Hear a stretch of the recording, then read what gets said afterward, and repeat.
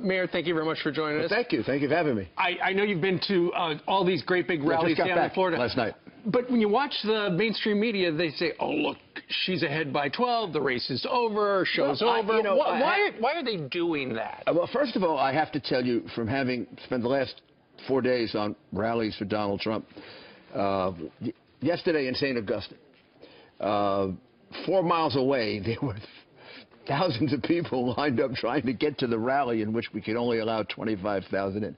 There must have been only 25,000. 25,000. Yeah. Have you ever seen anything like this? That's a count by the FBI, because they'll get magged. That's not a make-believe count. Wow. They all get magged by the FBI, yeah. Which is one of the reasons we have a little constriction on how many we can bring in. Right. The FBI puts a limit. FBI, Secret Service, I mean. So I've never seen enthusiasm like this in any campaign I've ever been in. My own, Bush, McCain, Romney, Christie, when I campaigned for Chris Christie, Governor Scott, who I just campaigned for in Florida last year. Your own rallies.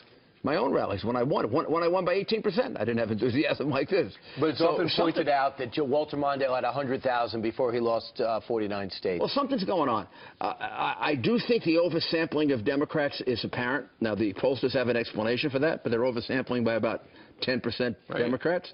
I think if I got that sample down to about 5% oversampling for Democrats, you'd have pretty much of an even race.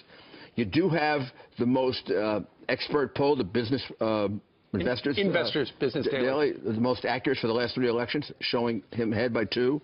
So I don't know. I think this is a closer election than they think, but let them feel confident. Find out.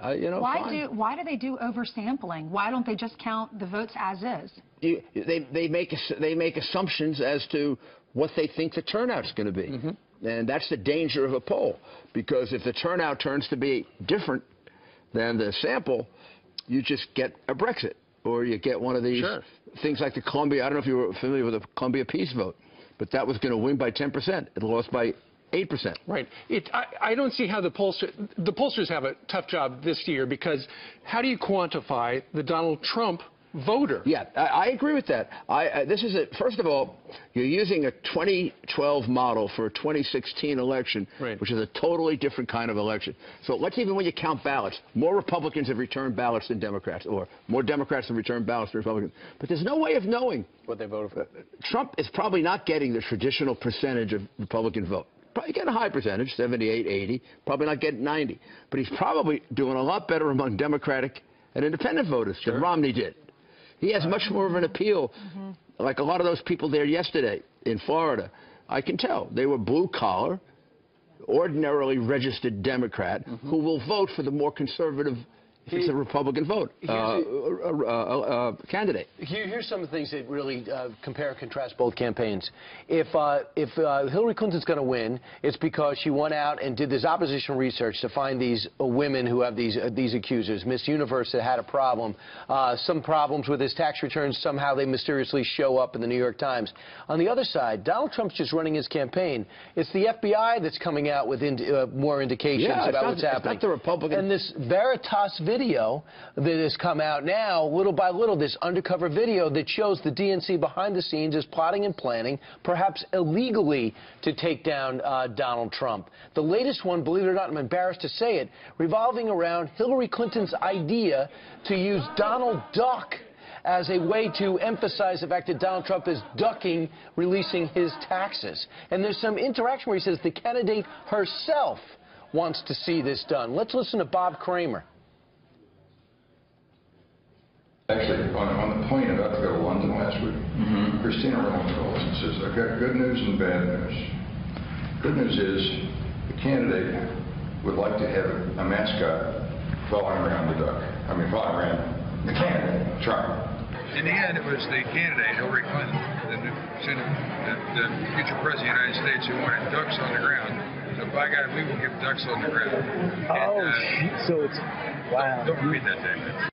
So isn't that illegal when you've got an outside group coordinating with the campaign? Yeah, it's what we would call unethical, illegal, dirty tricks.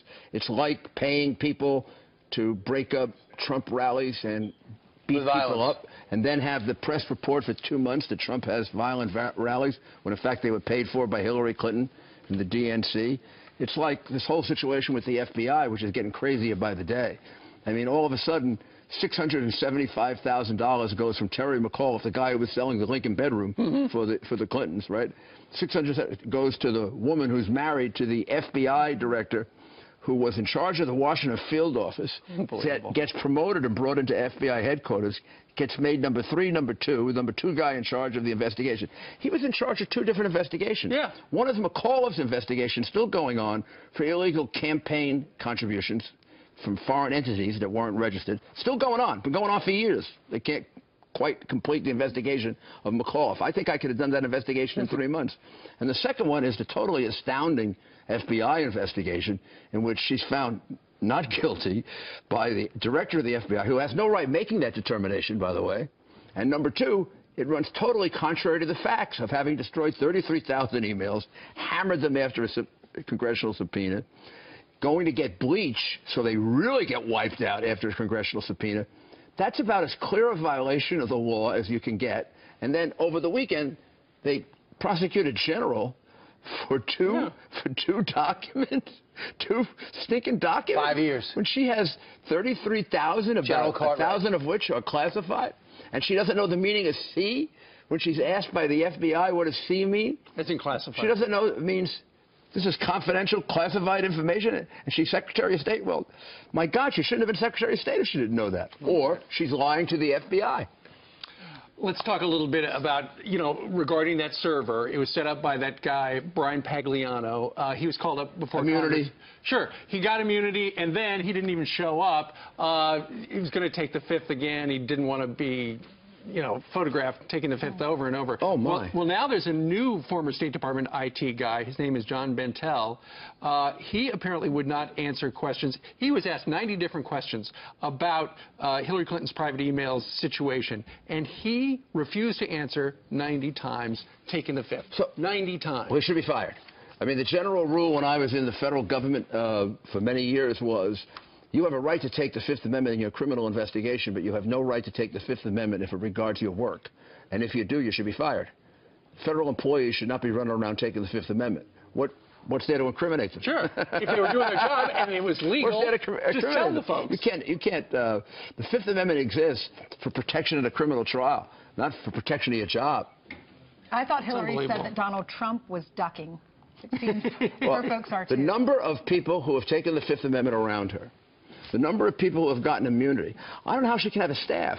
I mean, how can you hire Huma Abedin and get her top security clearance with all of what's on the record as to what she did, or the guy who hammered the Cooper, I think it is, who hammered broke the hard drive and the iPhones, BlackBerries, the cell phones. How can you hire her chief of staff, Cheryl Mills, who's a witness, a subject, and then acts as a lawyer for her in the crazy weekend investigation? Can't make it up. And I have always found the FBI investigation completely suspicious.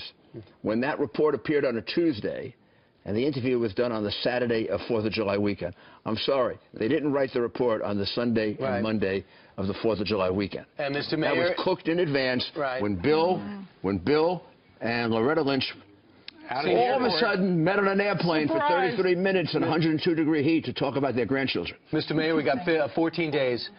Does Donald Trump plan anything except for a series of inspiring rallies? Yes. What? You'll see. When will this happen? We got a couple of surprises left. October surprises? Well, I call them early November surprises in the way that we're going to campaign to get our message out there, maybe in a little bit of a different way. Okay. And you'll see, and I think it'll be enormously effective. And I do think that all of these revelations about Hillary Clinton finally are beginning to have an impact. And I think this last McAuliffe one was just a shot right to what they call in boxing the solar plexus. I mean, $675,000 to the wife of the guy that's the number 2 guy in the investigation. Right. Doesn't Give look me good. a break. Doesn't look good for the FBI. Rudy, thank you very much. Thank you.